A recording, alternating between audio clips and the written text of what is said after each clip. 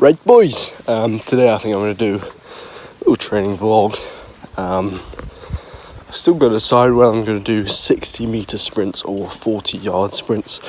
I really do like 4-yard sprints, but 60-meter, I don't do them as much as I should because they're long distance, I suppose. I'm just walking to the field now. Probably do some, I gotta think, because I could do 40s and I feel good today. I could get a proper good time. Do you know what? I'll do 40s. I think my acceleration needs a bit of work as well. The top speed's been pretty decent. I'll do 60 meters later in the week. But yeah, it's gonna be good. So I'll take you through the warm-up, take you through the sprints, then in a couple hours we'll go into the weight room. I like to leave it a couple hours so that I can sort of rest and recover. But yeah, it's going to be a good day. Well, it's fairly late already, but yeah, it's going to be good sort of training. I love my sprints, so it's going to be good. I'll take you through it. Right boys, we're just arriving. So today I've decided we're going to do 3 40 yards, maybe 4 if we're feeling good. So we're at the cricket club. There's no boundary rope this week, which is a bit weird, but yeah, I'll stride out the 40 yards, then we'll get into timing them and warming up, and it's gonna be good.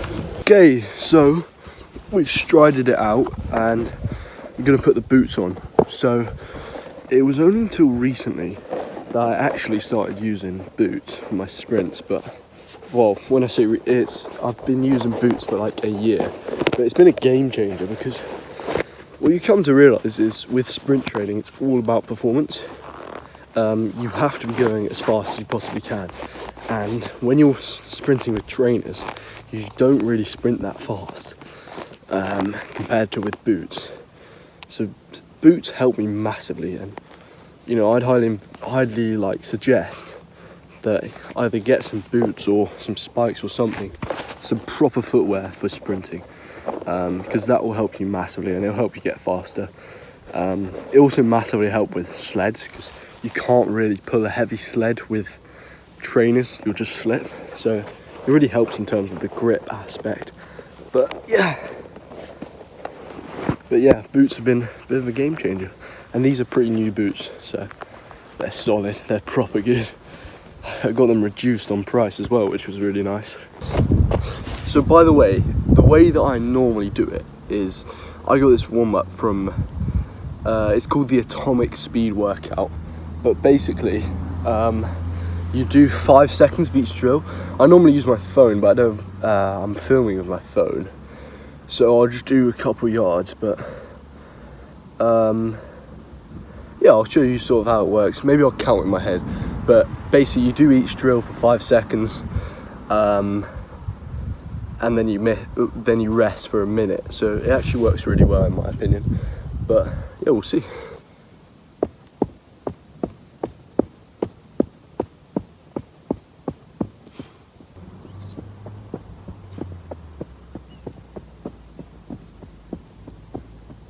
Also, I saw this thing about, I think it's like the Doppler effect. It's like how when you sprint, if you have like things around you, so if you're sprinting in a corridor, it feels way faster because like the perception of things moving like next to you, whereas like in an empty field, it doesn't feel as quick because like the stuff around you, like the trees and stuff, is fairly far away, so it relatively doesn't feel like you're moving that fast. But like a couple months ago I was sprinting in the dark and it feels so fast, it's ridiculous, because like you can't really see anything around you. But yeah, it's quite cool to be fair. In an ideal world, I think it'd be so cool if you had like a tunnel of just people just like clapping, so you could just like have a crazy stimulus and like be running super fast. Like when you're on your own, it's hard to have crazy times because there's not much like adrenaline in the room sort of thing. But yeah, that's why you've got to time your sprints, by the way, because if you're not, it's just like, how are you gonna push yourself to have max intent.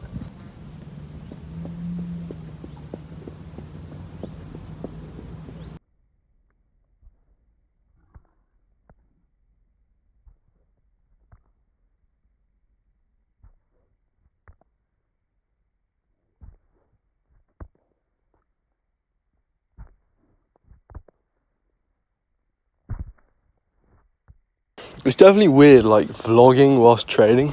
I haven't done it before, but you've kind of got to manage how much you yap and how much you train, sort of thing. So I'm sure I'll get a lot better at it, but hope you're enjoying it so far.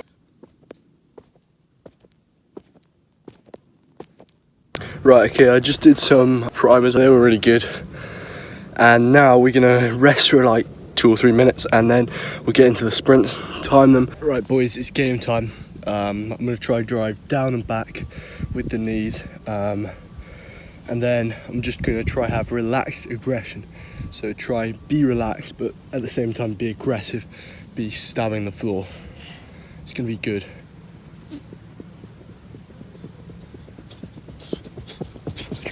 Right, okay, I just ran a 4.82, which to be honest for me is a little bit slow. It's not horrendous, it's pretty decent. My best is 4.67, so I think there I was probably a little bit too relaxed. So just try to be aggressive and just be really fast this time. And I'll just like lock in, rest a couple minutes, and hopefully we can run, you know, a record time, hopefully.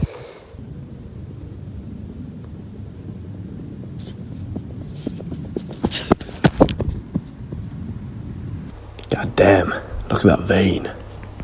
Right, boys, much better. Just ran 4.7 flat, so that was good. We'll try to get even faster on the third one, but yeah, we'll see after this one whether we go for 4 or 3.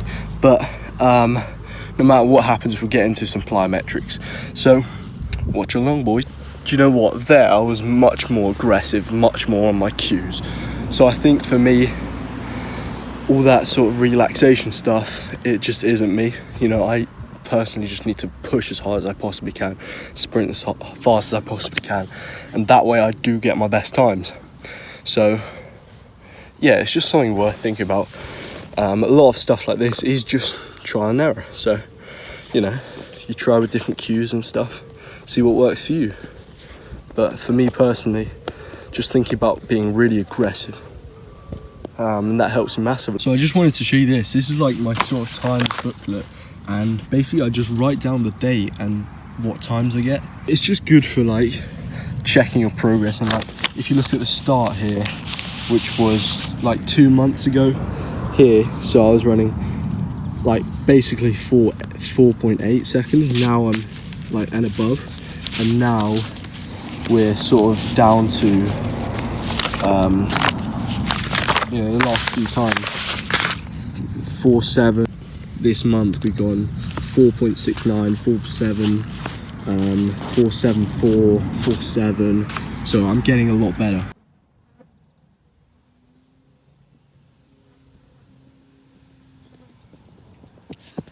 Right, okay, so we've done sprint number 3, and it was a 4.75, so still pretty decent.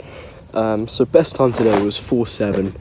We got close to our PB, so you got to take it. And we're definitely sprinting above that 95% threshold, so it's good. It's very good. I think I'll do some broad jumps now. I'm a bit cooked in terms of sprints, so I've done 120 yards of sprinting today, so in that 100 to 200 meter range. Yeah, I just don't think it's worth doing another sprint, especially given I've got a lift soon and I want to test a decent broad jump today, so yeah. Alright, so we got the measuring tape out. My personal best broad jump is 280 centimeters, so we got the pencil there. We're just going to try beat it. Honestly, I think I could get a much better broad jump today, but we'll see. We'll see what we've got in store for us. We just did 277 on our first jump, so that's pretty good. I'm more powerful, you know, I'm more powerful. Sprint time is going up. I mean, I'm getting faster, broad jump's going up, so hopefully we'll be in the money. And I still haven't deloaded, so I think when I actually deload and allow my body to recover, I could potentially be running like 4.6. Wow. My aim, I think, is to get to down below 4.5 seconds. I need to buy a sled because I broke my old sled because it was a bit crap. So I think I'll buy a new sled, and then we'll get on some heavy sled pulls. That will help my 40 yard.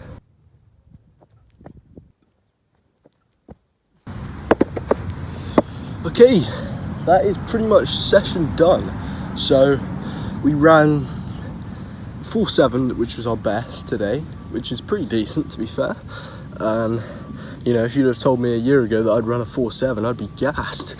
So yeah, it was good. Then broad jump 281 centimeters, so that's pretty good. That's a PB. So yeah, and we're only in what, week 3 or week 2 of the cycle, so it's looking good. It's looking promising. Yeah, I think when we deload, it's gonna get nasty, mate. It's gonna get crazy. I think we could get up to like, after deload, I think we could get to like 290 broad, and then like at like sub 465 on the 40. So it's gonna be nice. It's gonna be good. So what I'm gonna do now is walk home, then get my chalky milk in. Real ones know. Because that's great for like recovery. It has a really good carbohydrate to protein ratio, which is great for recovery, and it has like electrolytes. I'm not a nutritionist, but apparently they're really good for recovery. So I'm gonna have that, and then in a few hours go do a leg session. Mate, putting on sliders after wearing boots is like the best feeling ever. Like genuinely so good.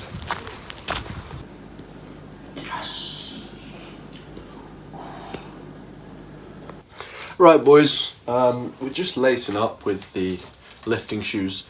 It's actually a pretty light day today in terms of lifting. So we've done the sprints earlier, but in the weight room today we've just got hang cleans and we're doing split squat jumps. So no actual heavy lifting today, but which is quite nice actually.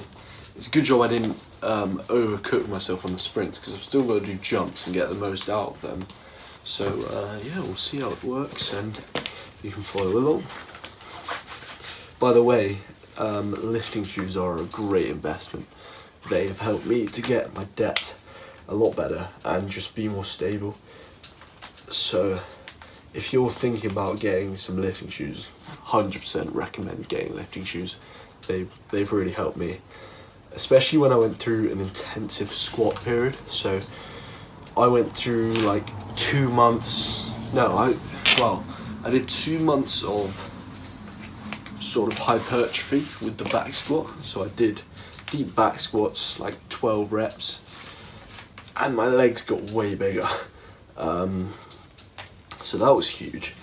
And then we went into more of a strength transitioning phase. So I did like sort of 6 reps on the squats, and then we finally went into a heavy stage, and then we went into half squats, and now I've gone through 2.5 months of literally just Bulgarian split squats, so focusing on one leg, and that's helped my vertical actually. I'm jumping higher for sure. I tested a 39-inch vert, which, well, I've actually increased my vert by 2 inches on that, so absolutely huge.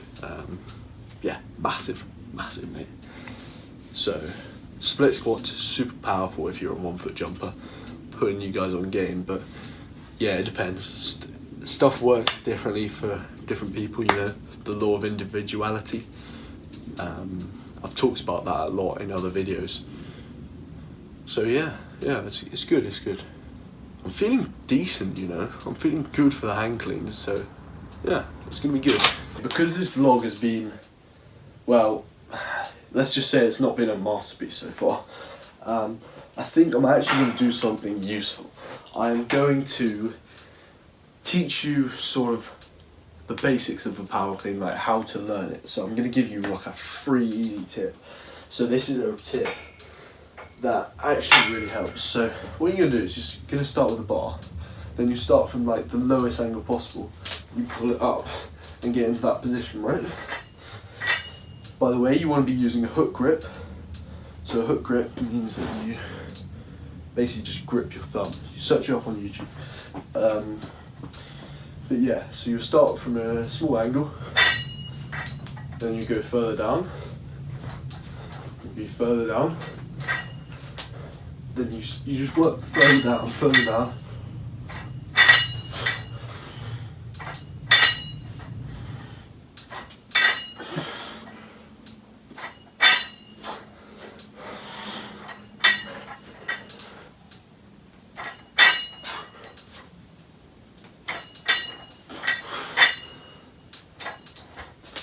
And eventually you're pulling from the ground.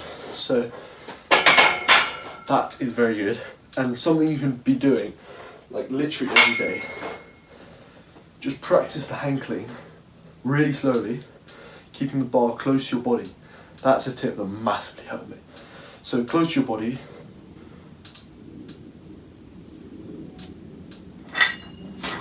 and you just rep that out thousands of times, and from that you can learn the power clean super easy.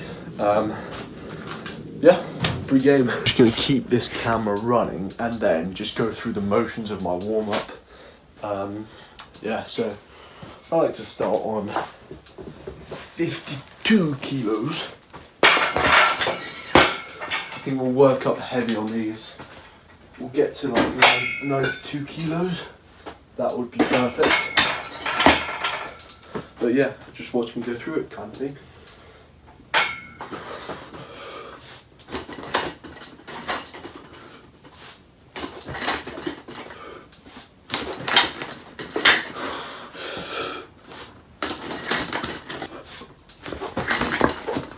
I highly suggest, if you want to jump higher and sprint faster, learn to hang clean, learn to power clean. Take my advice. In fact, I might make a video later on sort of teaching how to clean, but yeah, we'll see what happens.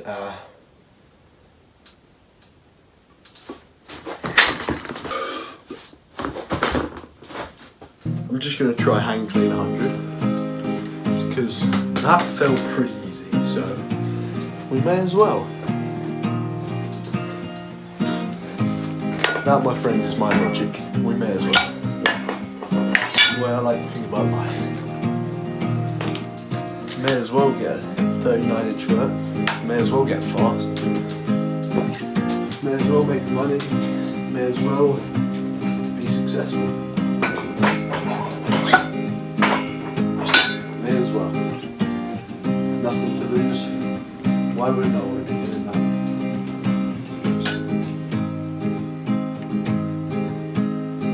100 kg PB, probably. Yeah, it is a PB, so I don't even think I've hit. Have I hit 100 on the clean? Probably not. This could be pretty generational. He's done it! We talk about the GOAT here, the great, and you running your mouth talking about you gonna beat him one-on-one. Why would you say something so blasphemous? Boys, we just hit 100 kilos on the hang clean, PB. But honestly, I think we can do more. I ain't got that. So this is going to be like a PR session, honestly. You got one PR, chill out, mate. We got a lot. Lifting's so fun, man. This is good. I reckon 105 is on the cards. It wasn't. 105, We failed. Mental. On a hang clean. Let alone, like, jeez. I think I found like a new strat though. Basically, whenever I go wider, it's a lot easier.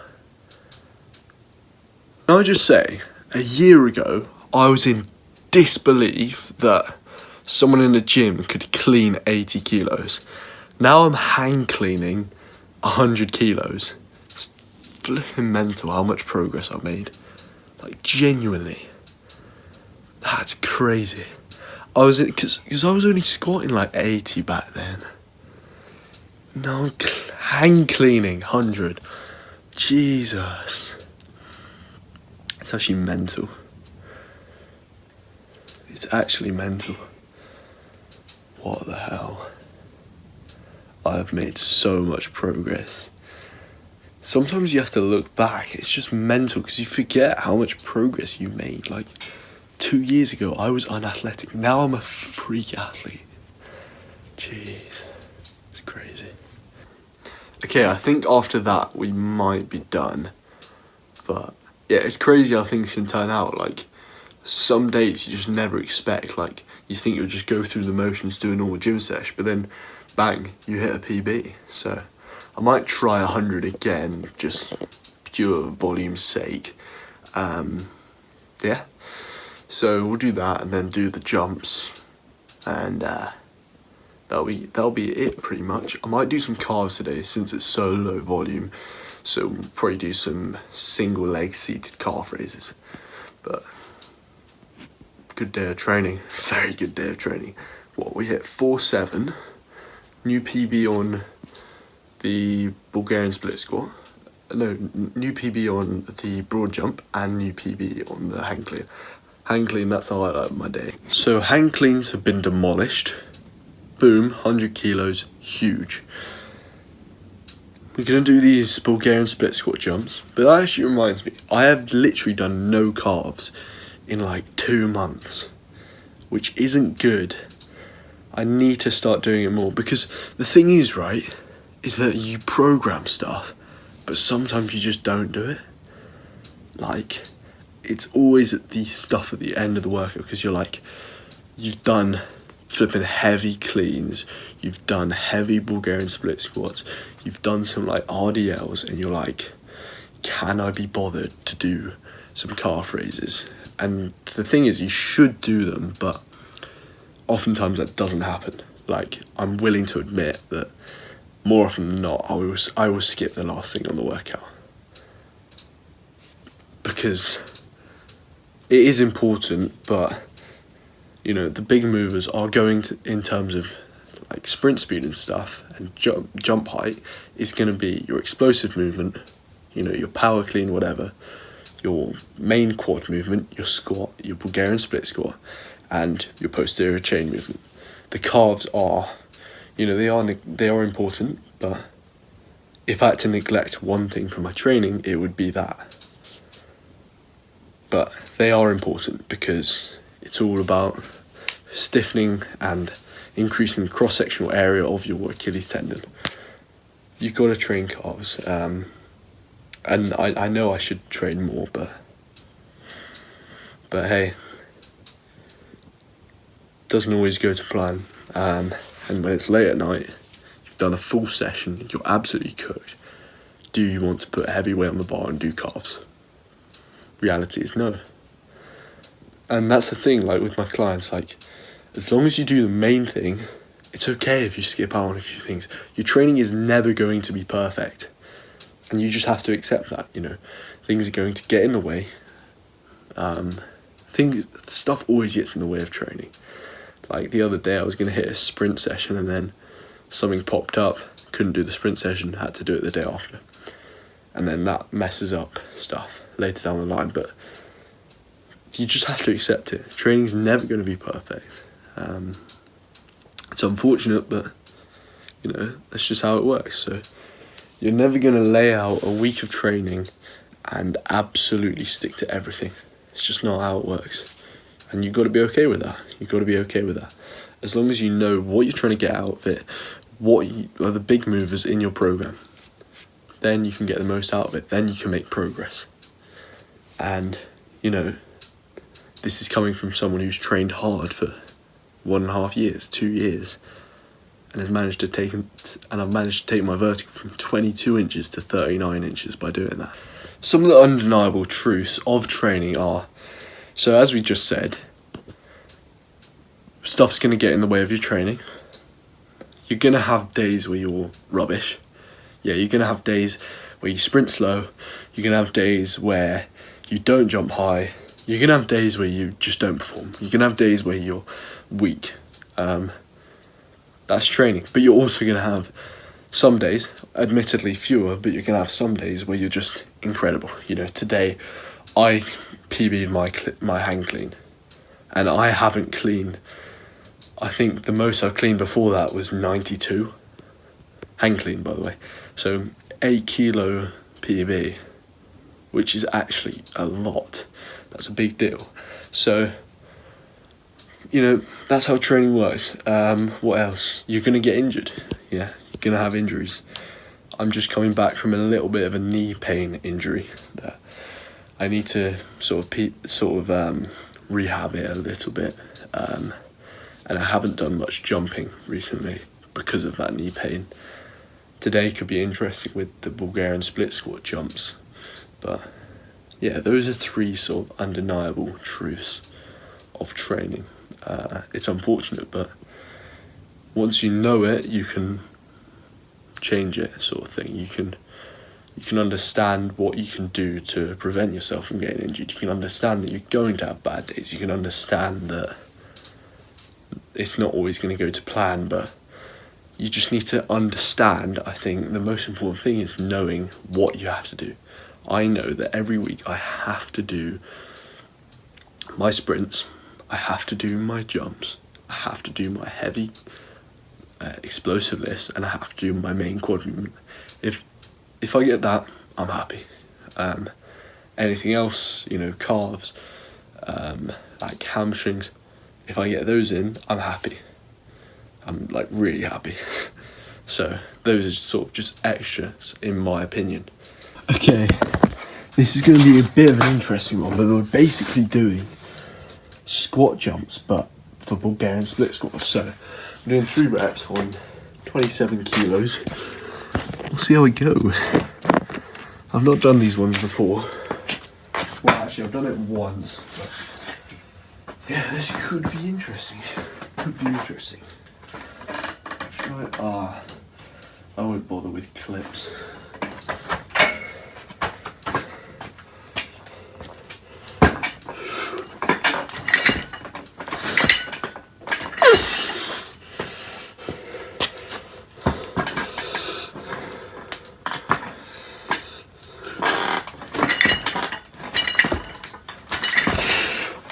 Oh, this is in a while, as I said. One.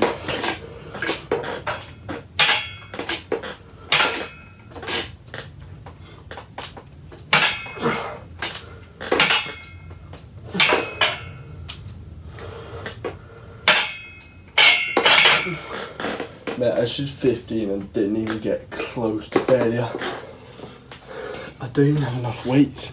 This is the problem. My calves are too strong. Right, solution, mate, because where there's a problem, there's always a solution. I'm gonna do some single leg calf raises. This could be interesting because we have got a barbell.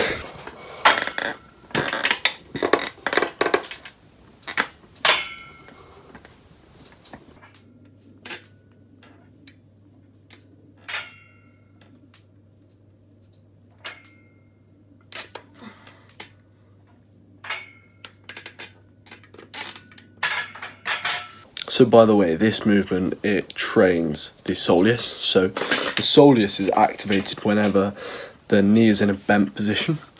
And the soleus is so important for like acceleration, because as you can imagine, when you're accelerating, your knees are always bent. So basically the soleus benefits you massively in terms of that push off, especially early acceleration. So get stronger on the calf raises or on the single leg seated calf raise, and that will benefit you a lot in terms of that acceleration. So yeah, do your seated calf raises, it will help you. And by the way, the soleus is also pound for pound the strongest muscle in the human body. So that's why you'll see people doing ridiculous weight on the seated calf raise, and I haven't even got a machine, I'm just doing it on a barbell, and I'm still doing ridiculous weight. Like with 2 legs, I haven't got enough weight to max out. Well, my friends, I think that will be that. That is the session. Pretty light day. You know, we did the sprints, 3 sprints. We did the broad jumps, so we got 4.7 on the 40. Then we got the broad jump 281 centimeters. Then maxed out my hang clean, which was great, 100 kilos. Then we did the split squat jumps, which were pretty decent. To be fair, I think they're a pretty good exercise. Good for that single leg power. And then finally we did some single leg calf raises, single leg seated calf raises. So a pretty good day. I've actually focused a lot on unilateral lately. I've just been thinking, but unilateral is good. You know, you sprint on one leg, I jump on one leg, so specific. And as we know, law of specificity. Specificity actually does help, and we have gone from general to specific. You know, we started the year on deep back squats.